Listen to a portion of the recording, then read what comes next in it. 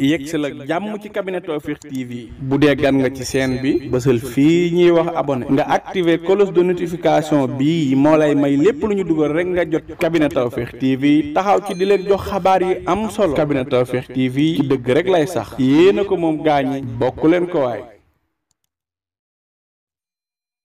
ñu ànd taataan di wax ci ndaanaan ma yellu tey naan Kabine Tawfekh ñi xam ne Serigne Malick Sall borom Touba Latmingué moo fi mën taxu ñu may wax ñi ko xamul la ma tax a jóg kii laa bëgg réew mi ñëpp xam ko ci li muy yëngu ci paj ak li ko ci yàlla defal ci wàllum spécialiste amu ci morom Serigne Malick Sall Touba Latmingué moo lay seetal fanaanoo la mu mel ni dañu koy yootal say mbir bu la seetalee mbaamu li si xaaral la mbaamu fanaanoo la amul dara lu koy réer ci say mbir Serigne Malick Sall Touba Latmingué dafay faj ndoxu siti dafay faj hémorroïde bu nëbb bi mbaa bu feeñ bi lu jëm ci faru rab amu ci morom gu rab di teree sëy ci góor mbaa rab di la teree sëy ci jigéen seetal Serigne Malick Sall borom Touba Latmingué ñi am faiblesse sexuelle ñi gaaw a wàcc lal mënuluñu dara seeni soxna jigéen ju taxaw ba mënta am doom ñaareel bi sax dafay dali góor ku loxoom di métti ku bëñam di métti seetal Serigne Malick Sall Serigne Malick Sall gëstukat la borom xam-xam bu yaatu la te itam ku tabe la ku bëgg bayre bu foor mbaa wërsëg wu yaatu loo jaay mu jar ku ñu liggéey ba mënta am dara ci barabu liggéeykaay mu ku amee wet guy métti mbaa ku bëgg këyit moo xam examen la BFEM la wala sax certificat la ku amee passeport bëgg visa mu tëla ak ci réew moo ko mën a bëgg ñi nekk ca bitim réew bëgg delsi ci réew mi ci seeni sago ak këyit yu leer Serigne Malick Sall moo ko fi def ñi def sonal moo xam cat la làmmiñ gàllaaju kër ci gàttal saytaane dëddu leen wërsëg jublu si leen nañu seeti Serigne Malick Sall ma nga ca Dakar yenn say ci Sotorak mbaa ca Kër Massar ci station ba ngir am ci lu gën a leer woo leen ko ci 77 252 75 53 wala 78 330 24 43 Serigne Malick Sall ne woo leen ma ci 70 840 63 26 wala 76 257 86 81 Serigne Malick Sall borom Touba Latmingué borom xam-xam la gëstukat la te it ku yàlla may la. coono ak metit lii ku mu taxati demal si Malick defal la Tawfekh tawat jeex na tey njàqare tiis fay léegi amul lay ñu seeti taw.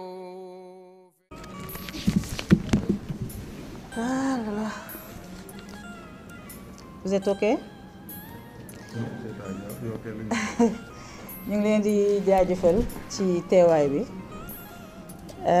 conférence de presse bi nag dañu ko programmé woon dans la foulée de la conférence de presse bi nga xam ne ministère de la communication daf ko joxe mu communiquer une liste de médias provisoires supposés être conformes aux dispositions du code de la presse duguleet nag ñun ñuy fustiger cette procédure-là et la démarche du ministère de la communication sànq moom ci boppam waxal na boppam entité yi nga xam ne ñoom la àndal ci mbir moomule déggu leen fenn fu mu ci associé le patronat de presse ci ay waxam ba tey tudd na mu ngi remercier journalistes yi ñëw couvrir monsieur le ministre da nga war a comprendre ne s'il n'y a pas d'entreprise de presse il y a pas de journaliste yuy ñëw di la couvrir journalistes yi ñëw couvrir la dañ leen di liggéeyloo di leen fay dañ leen di jox matériel dañ leen di jox lu ñu déplacé woo dañ leen jox tous les moyens pour que ñoom ñu mën a ñëw def seen liggéey te ñi nga xam ne ñoom ñoo def loolu mooy le patronat de presse ce monsieur là depuis qu'il est là lépp li nga xam ne moom mooy waxam moom mooy mébétam mooy ignorer le patronat de presse je pense que moom ci boppam warul comprendre trop li nga xam ne noonu la entreprise de presse di doxee donc nga def liggéey boobu associé aussi le CEDEPS boole nga ci ay entité yoo xam ne ñun on n'est pas contre la commission nationale de la carte de presse d'accord le CORED d'accord où est le CEDEPS où sont les entités de la CAP yi nga xam ne ñoom ñoo la jox sax les conclusions des assises des médias il faut que nag ñi nga xam ne ñoom ñooy les citoyens sénégalais xam ne fii nekkatuñu ci mbiru respecter les dispositions de l'état de droit mënuloo ñëw dans une corporation nga fekk corporation ay entité nekk fa di liggéey ngay tànn ñan ñooy nekk sa interlocuteur ak ñan ñoo dul nekk sa interlocuteur démembrement bi nga xam ne moom moo gën a am importance ci corporation boobu muy le patronat nga ignorer leen nga ne yow da nga def une liste des médias provisoire mais mbiru gentleman sax bëgg na boo defee liggéey nga woo waa secteur bi ngeen waxtaane ko balaa nga koy publier te bu dul loolu yàgg nañ ko wax ne plateforme ba nga koy tëgg boole woo ci les entreprises de médias la plateforme là on va en parler bi ñu ci duggee mais on a eu d'énormes difficultés pour s'enregistrer parce que ñoom li ñuy considérer ak li nga xam ne moom la disposition du code de la presse wax dafa wute. Qu'est-ce qu'ils ont été obligés de faire? De mettre en place une entité d'assistance technique. Ñu leen di woo le directeur de la communication, et je salue sa disponibilité, s'est mis à la disposition des médias pour nous permettre de nous enregistrer. Boo nekkee un groupe de presse mënoo enregistrer wu ci plateforme bi parce que ñoom média bi la ñu wax nga enregistrer boo enregistrer le média avec les informations de ton entreprise boo dugaatee bëgg a enregistrer sa beneen média la plateforme daf lay wax ne les informations ont déjà été utilisées. boo duggee ci côté directeur de publication directeur rédaction defuñu la différence entre kan mooy nekk directeur de publication ak kan mooy nekk directeur de rédaction. Directeur de publication c'est pour le journal, directeur de publication c'est pour les sites. Da ngay obligé yow en tant que télévision nga remplir directeur de publication jëlaat les mêmes informations remplir directeur de la rédaction ou de l'information pour les télés. boo ko defee affaire bi du jàll. Ils ont été obligés in fine ñu enregistrer ñu hors cadre parce que cadre plateforme bi adapté wul pour recueillir certaines informations. Pourtant loolu yëpp mënoon nañu ko éviter bu fekkoon ne le ministre là dafa waxtaan ak ñun ñoom duñu ay spécialistes des médias. Je suis désolée xamuñu secteur bi. bu waxtaanoon ak ñun dinañu d'accord ci yenn cas yi mu def une plateforme boo xam ne képp ku ci dugg soxla woo benn assistance technique muy benn. Je pense que Mamadou Ibra Kane wax na leen sànq ne arrêté bi sax bi mu teg pour cette histoire d'enregistrement des médias dans cette plateforme là dinañu ko attaquer et toutes les voies légales seront utilisées ñu am yaakaar ne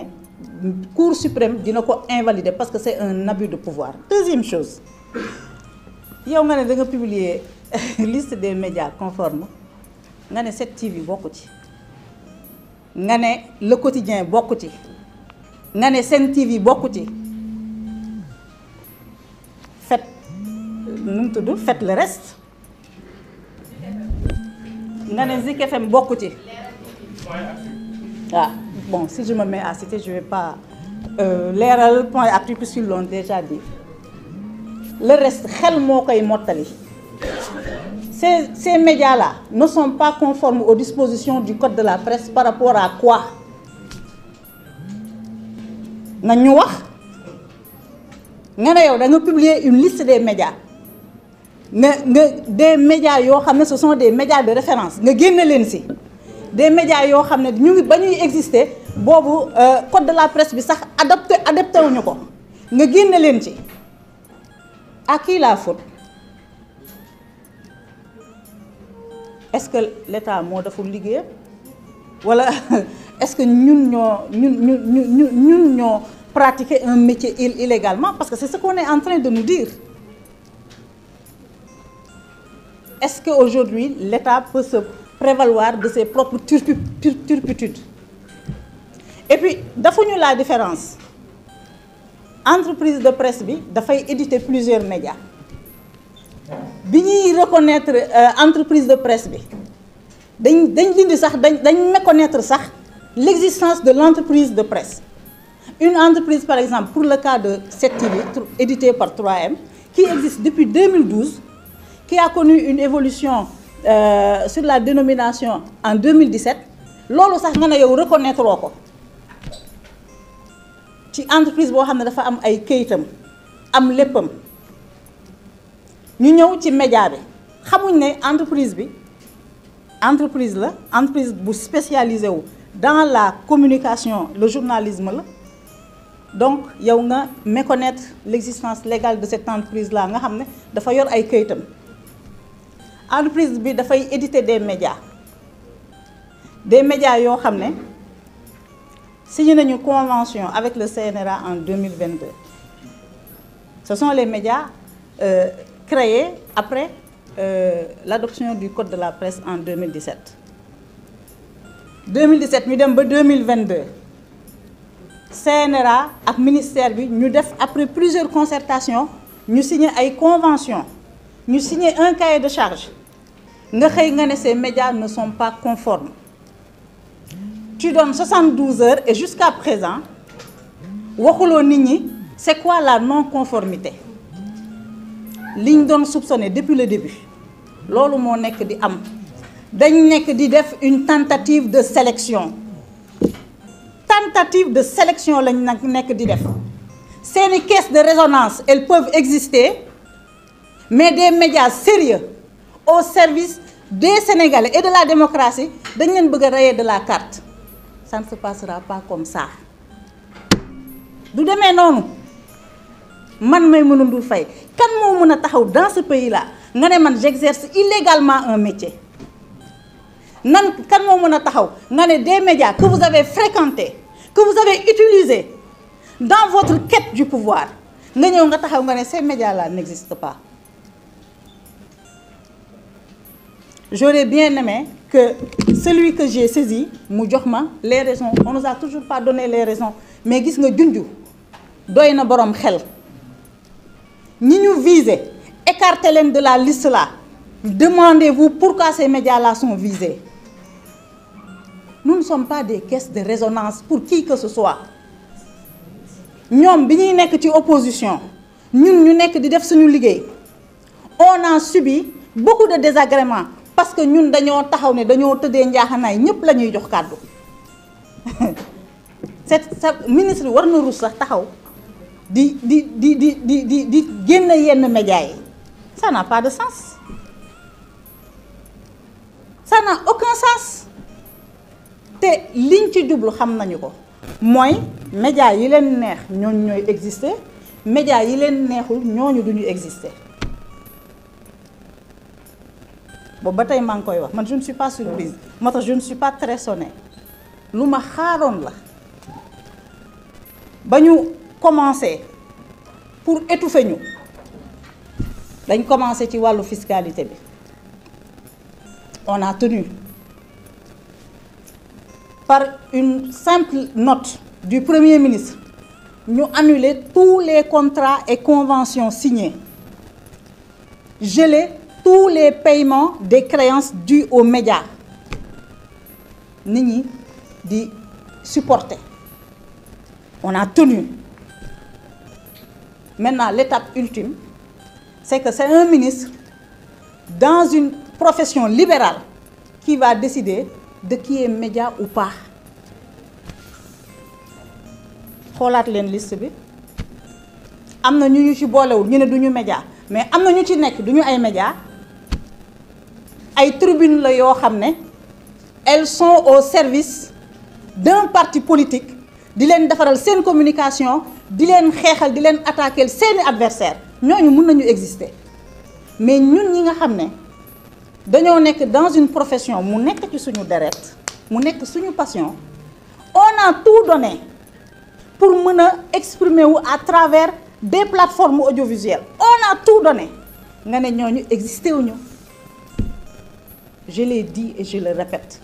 et après quand je dis ça on me dit non bul wax loolu boo waxee loolu dañuy gis nga fii Sénégal lu nekk gis nañ ko fi Sénégal lu nekk combat la ñoom fa la ñu nekkoon te dañoo dissoudre seen parti fan la ñu nekkoon dans l'opposition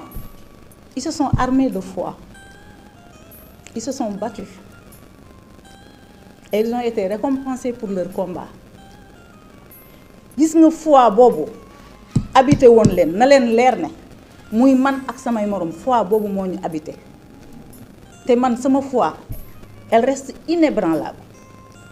man bugguma nekk ministre bugguma nekk DG bugguma leneen je veux exercer ma profession et je veux l'exercer librement ku ma tegaloon beneen poste ma ne la bugguma li may def moo ma gënal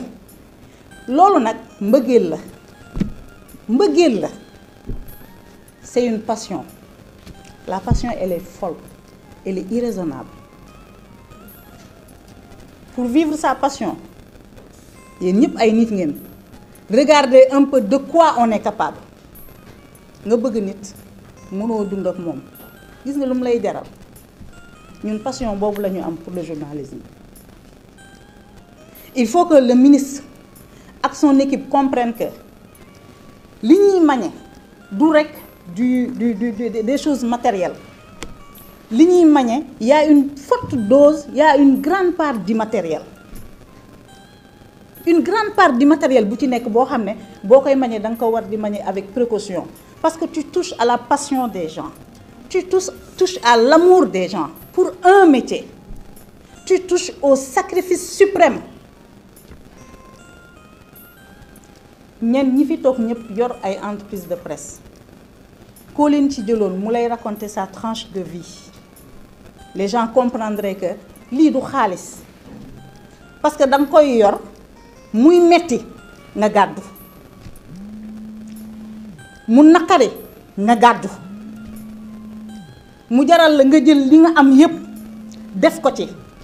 mu jaral la nga toog weer bu dee amoo loo fayee salaire nga dem lépp banque pour fay salaire mu jaral la ñu menacer ta vie ñu mettre ta vie en danger nga continuer def ce métier donc boo xoolee mbir nit di ko def mu jaral ko li mu ko jaral yépp boo ciy jël décision danga ko war a teg ci yoon. Encore une fois, nous ne pouvons pas être contre la régulation du secteur. Ce secteur a besoin de régulation. Au début, quand le ministre parlait, honnêtement, mais pourtant, li muy def nii lu baax la. Lu muy def nii lu baax la, mais mënoo ñëw dans un secteur nga ñëw teg des actes après bi nga paree moi j'ai l'impression man je ne suis pas surprise hein, que depuis boobu ba tey depuis 8 mois li ma daj yëpp lu ci tegu du ma bett mais nag encore une fois nous avons opté pour une vie de combat. C'est un combat et c'est un combat qui va être mené. Lu ñu ci góobe gar ko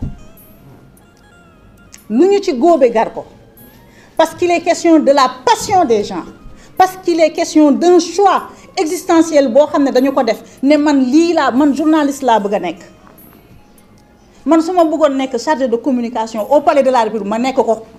su ma bëggoon nekk leneen ci réew mi ma nekk ko journaliste laa bëgg a nekk ma teg média bëgg a exprimer wu librement selon mes choix et convictions. Ñu xëy par une simple note un ministre ne non yow bokkuloo man kenn mënu maa tere bokk ci espace médiatique au Sénégal dama koy wax sama baat ci kaw ce n'est pas de la défiance man conviction laa koy waxee dëgg nag pour mu jib day metti te loolu yëpp xam naa ko heureusement que je suis préparée à tout ça dëgg pour mu jib day metti waaye dëgg dina am.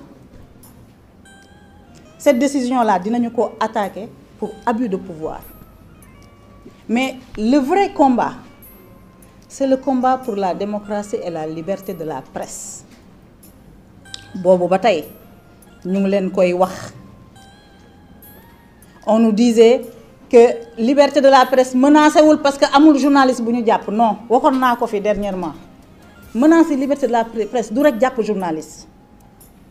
Menacer liberté de la presse bokk na ci violence verbale ak physique parfois bi ñuy xëpp ci yenn journalistes yi ak yenn médias yi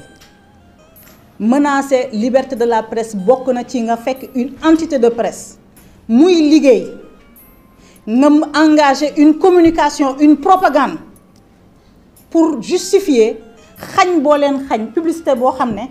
dafa jóge ci état mu nekk lu normal. nga ne yow da ngay càmbar on est d'accord pare nga sa càmbar est-ce que fay nga xaalis bi les créances dû exécuter est-ce que fay nga ko loolu bu dul menacer liberté de la presse lan la menacer liberté de la presse mooy nga fekk un média mu nekk au service de tout le monde de toutes les entités de tous les Sénégalais quelle que soit leur appartenance sociopolitique socio-professionnelle socio-économique nga ñëw par une simple note nga bëgg a rayer ces médias-là de la carte médiatique du Sénégal te ku xool yenn médias yu ñu visé kenn du dof xam nañ li làqu ci ginnaaw et puis même bu fekkee ne dañoo ne c'est provisoire conformé wu leen mais li doon gën mooy nga woo nit ñi ne leen écoute il te manque telle pièce wala comprendre ñu telle chose balaa ngay génne une liste provisoire mais il faut que même psychologiquement il faut que ñu jéem a fragiliser les gens c'est-à-dire il faut que déjà ngemb nañ seen caisse de résonance yi commencé nañu communication bi commencé nañu fen yi psychologiquement il faut que nga jéem a déstabiliser nit ñi il faut que nga jéem a jeter l'opprobre sur les gens en sortant une liste provisoire et en disant vous avez 72 heures pour vous conformer Aliou Sall bi ñuy teg suñuy média mu ngi France c'est pas un Aliou Sall buy ñëw décider que moi Maïmouna Ndour Faye ou les journalistes de Sen TV ou les journalistes de Le Quotidien amuñu droit exercer et dama koy renvoyer ci ngëm-ngëmam ak ci combat am gis nga ngëm-ngëm bi mu am ba mu jaral leen ñu bàyyi lu bari ba mu jaral leen seeni waajur di leen woo naan leen arrêté leen ñu ne leen ñun dañoo gëm suñu projet ñun dañoo gëm suñu combat mu jaral leen ñu dund li ñu dund yépp na leen leer ne ngëm-ngëm bu ko raw mu ngi ci ñun ngëm-ngëm bu ko raw mu ngi ci ñun réew mi kenn ñun du ñu fi nekk ay sous-citoyens réew mi du ñu fi nekk nit yoo xam ne am nañu droit exister am nañu droit noyyi oxygène am na ñoo xam ne amuñu droit noyyi ko juste parce que ces gens-là dañ leen di déranger de par leur posture man du ma média bu ñuy jënd kenn jënduma démb kenn du ma jënd tey te waa Pastef war nañu am kersa ñëw ci nguur ñu naan dañoo supprimer un média comme 7TV comme Sen TV war nañu am kersa xam naa ne bu ñu gëmmee seeni bët dinañu am inconfort on a payé de tout pour respecter charte démocratie tey koo gis kulli Pastef dafa saf sàpp ci suñuy média et qu'est-ce qu'on nous reproche de ne pas faire de la propagande qu'est-ce qu'on nous reproche d'être équidistant qu'est-ce qu'on nous reproche d'avoir été neutre un média doit être neutre au nom de quoi nga war a reprocher un média sa neutralité parce que yow jàpp nga ne tu mets en avant un projet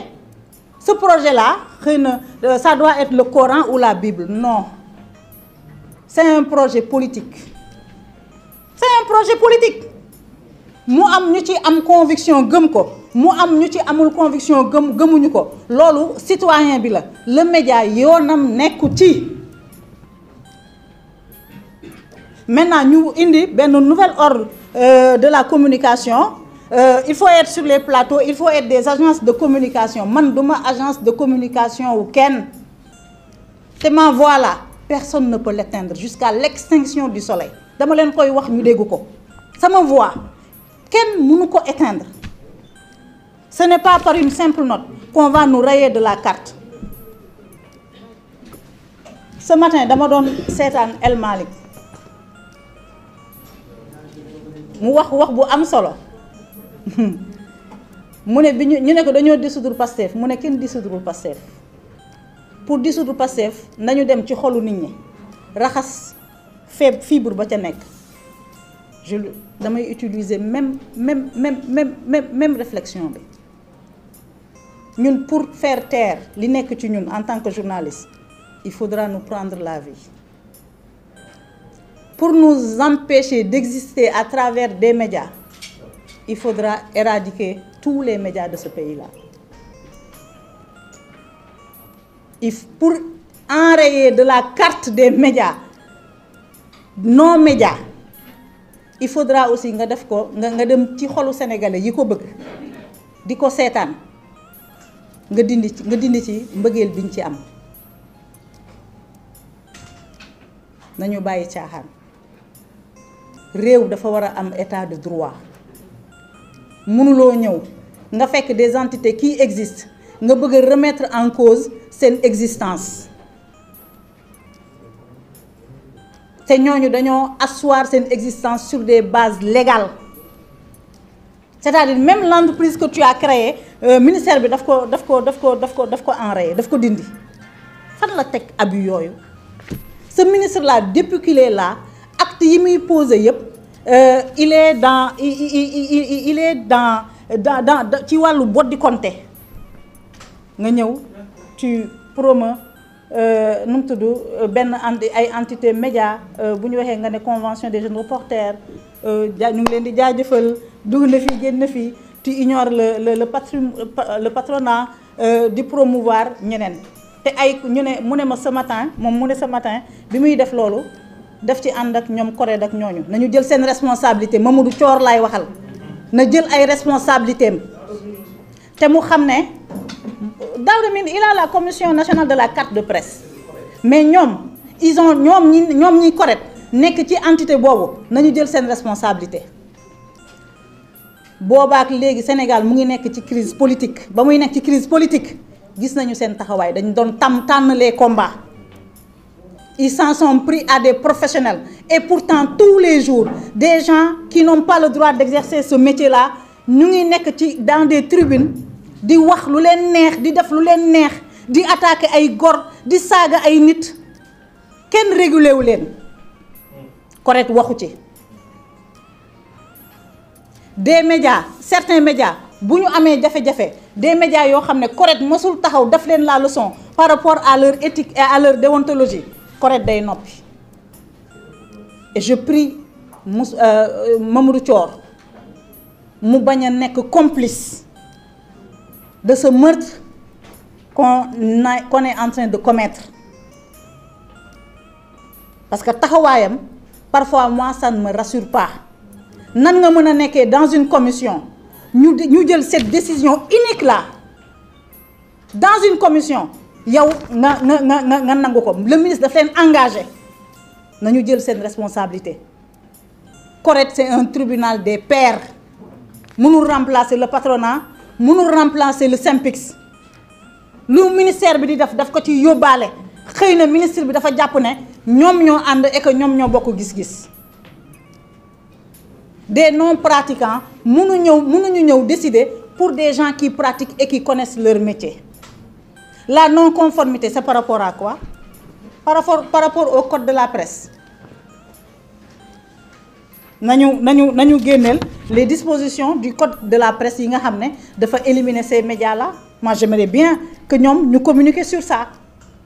Au même moment où ils ont sorti la liste mënoon nañu génne la liste des autres médias pour non-conformité et puis ñu joxe les raisons mais man en mon âme et conscience lenn rek laa jàpp mooy ne y a un agenda qu'on est en train de dérouler mais c'est peine perdue dafa am agenda bu ñu nekk di dérouler agenda boobu ba ca cëppaandaw la ils vont choisir les médias qui vont exister qui vont parler. Ils vont choisir les journalistes qui vont exercer, qui vont parler. Toutes les voix discordantes, ils vont les faire taire. waaye nag c'est ñàkk xam Sénégal Sénégal ku fiy jéem dictature de la pensée da nga desee xam l'histoire de ce pays-là. Sénégal ku fiy jéem restriction de liberté da nga desee xam l'histoire de ce pays-là et de ses citoyens. Sénégal ku fiy jéem injustice da nga xamul. te nit mënuloo ñëw nga dénoncer des injustices yow nga ñëw nga yor tous les pouvoirs nga bëgg a dérouler nu mu tudd les pires injustices amul sens bokkul ci ngëm-ngëm bokkul ci conviction. Dès aujourd'hui les décisions seront attaquées. Je disais la dernière fois qu'on est dans un combat de corporation man mën naa xeex sama xeex de et j'ai les moyens de mon combat ku ci bokk ak ku ci bokkul jàppal ne bokkaguloo ci mais boo taxawul ci ñoom ni ñu bëggee xamal ne sa bés mu ngi ñëw. Cette affaire, c'est un affront orchestré, perpétré par le ministère de la Communication et ses hommes. Mbiru revanche mu ngi ci, soxor mu ngi ci, cynisme mu ngi ci, sournoiserie mu ngi ci. Sournoiserie mooy boo defee sa forfaiture ba pare nga takk say kees commencer di attaquer. Moi, je suis insensible à ça. Depuis le temps que je suis dans cet espace-là, lu nekk gis naa ko. Il y a rien de tout ça lu ma mën a ébranler. Ce combat, il faut le mener. C'est un combat pour la liberté. C'est un combat pour le droit d'entreprendre. C'est un combat pour le droit d'exister. Et c'est un combat pour le futur. Parce que lii ñuy def nii bu ñu ko nangoo alors nous serons lâches. Moi je ne suis pas une lâche. Combat bu taxaw pour cette corporation là man politiquement awma agenda politique. Je suis insensible à kan moo yor réew mi kan moo yorul réew mi bu ko sénégalais yi tànnee je respecte le choix des sénégalais. Pendant la campagne on a mis en berne nos activités. Parce que nous, contrairement au ministre de la Communication, nous faisons dans l'élégance. On n'a pas voulu continuer sur une activité de protestation et de revendication que nous pouvons utiliser politiquement contre le pouvoir en place ou que ay nit mëna japp né dañoo am agenda. C'est pour ça qu'on a perdu beaucoup de temps. Campagne bi jeexna. Num tuddu nu golo xam boté domam. Ku jàpp ne tu n'es pas concerné, tu peux ne pas te battre, ton tour viendra. Mais sur le principe, man tay même si je figurais dans cette liste-là, je mènerai le combat. Sur le principe. Parce que mënuma nangu ñuy restreindre la liberté de la presse, mënuma nangu ñuy restreindre la liberté d'entreprendre d'un Sénégalais ou d'une Sénégalaise. Et il est question de ça. Il est question de faire taire des gens. Il est question de décrédibiliser des gens. Il est question d'éliminer des gens.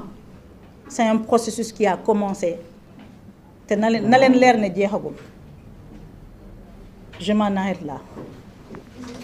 taataan di wax ci ndaanaan ma yellu tey naan kabina tawfeex ñi xam ne Serigne Malick Sall borom Touba Latmingué moo fi mën taxu ñu may wax ñi ko xamula ma tax a jóg kii laa bëgg réew mi ñëpp xam ko ci li muy yëngu ci paj ak li ko ci yàlla defal ci wàllum spécialiste amu ci morom Serigne Malick Sall Touba Latmingué moo lay seetal fanaanoo la mu mel ni dañu koy yootal say mbir bu la seetalee mbaamu li si xaaral la mbaamu fanaanoo la amul dara lu koy réer ci say mbir Serigne Malick Sall Touba Latmingué dafay faj ndoxu siti dafay faj hémorroïde bu nëbb bi mbaa bu feeñ bi lu jëm ci faru rab amu ci morom gu rab di tere sëy ci góor mbaa rab di la tere sëy ci jigéen seetal Serigne Malick Sall borom Touba Latmingué ñi am faiblesse sexuelle ñi gaaw a wàcc lal mënuluñu dara seeni soxna jigéen ju taxaw ba mënta am doom ñaareel bi sax dafay dali góor ku loxoom di métti ku bëñam di métti seetal Serigne Malick Sall Serigne Malick Sall gëstukat la borom xam-xam bu yaatu la te itam ku tabe la ku bëgg bayre bu foor mbaa wërsëg wu yaatu loo jaay mu jar ku ñu liggéey ba mënta am dara ci barabu liggéeykaayam ku amee wet guy métti mbaa ku bëgg këyit moo xam examen la BFM la wala sax certificat la ku amee passeport bëgg visa mu tëla ak ci réew moo ko mën a bëgg ñi nekk ca bitim réew bëgg delsi ci réew mi ci seeni sagu ak këyit yu leer Serigne Malick Sall moo ko fi def ñi def sonal moo xam cat la làmmiñ gàllaaju kër ci gàttal saytaane dëddu leen wërsëg jubli si leen nañu seeti Serigne Malick Sall ma nga ca Dakar yenn say ci Sotorak mbaa ca Kër Massar ci station ba ngir am ci lu gën a leer woo leen ko ci 77 252 75 53 wala 78 330 24 43 Serigne Malick Sall ne woo leen ma ci 70 840 63 26 86 wala 76 257 86 81 Serigne Malick Sall borom Touba Latmingué borom xam-xam la gëstukat la te it ku yàlla may la. coono ak metit lii ku mu taxati demal si Malick defal la tawfeex tawat jeex na tey njàqare tiis fay léegi amul lay ñu seeti taw. yegg si la jàmm ci cabinet Tawfekh TV bu dee gan nga ci chaîne bi bësal fii ñuy wax abonné nga activer cloche de notification bi moo lay may lépp lu ñu dugal rek nga jot cabinet Tawfekh TV taxaw ci di leen jox xabaar yi am solo cabinet Tawfekh TV ci dëgg rek lay sax yéena ko moom gaañi bokk leen ko waay.